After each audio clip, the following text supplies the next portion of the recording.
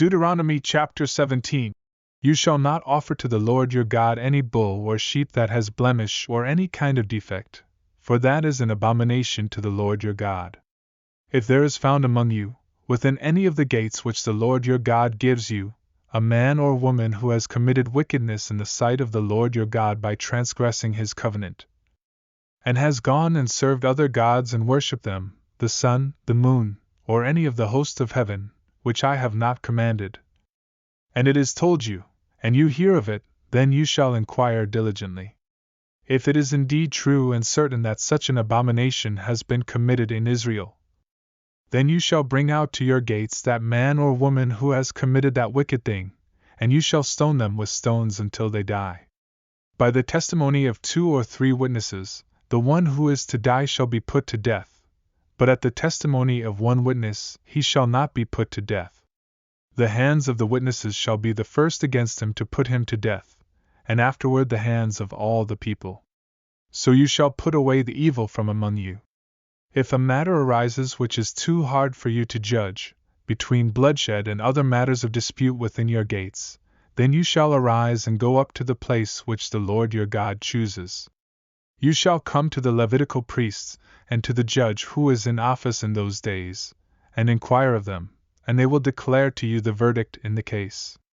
You shall do according to the sentence which they declare to you from that place which the Lord chooses, and you shall be careful to observe according to all that they tell you.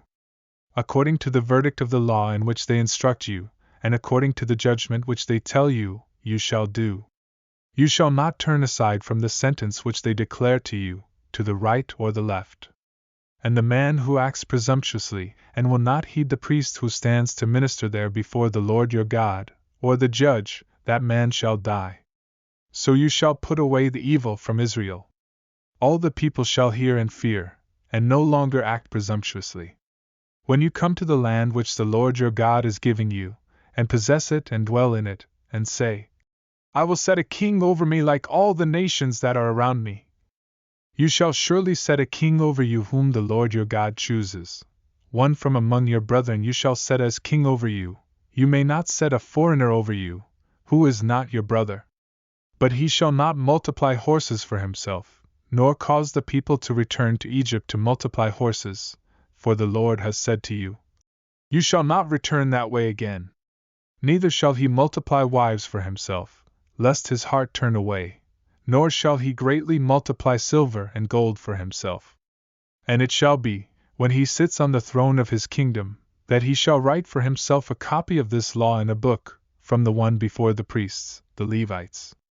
And it shall be with him, and he shall read it all the days of his life, that he may learn to fear the Lord his God and be careful to observe all the words of this law and these statutes, that his heart may not be lifted above his brethren, that he may not turn aside from the commandment to the right hand or to the left, and that he may prolong his days in his kingdom, he and his children in the midst of Israel.